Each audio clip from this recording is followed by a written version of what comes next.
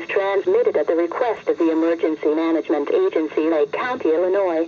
Because of life dash backslash exclamation point left bracket 1 TRET and IG right bracket blizzard conditions, roads across Lake County are closed to all traffic.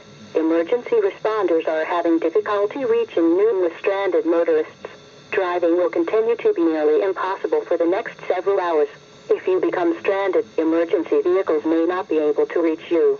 If you are stranded, do not leave your vehicle. Run your vehicle 10 minutes per hour. Make sure your exhaust pipe is not snow-covered, and crack open the downwind window for ventilation. All resources are being used to reach stranded motorists. Please do not drive unless absolutely necessary. Doing so will put your life at risk.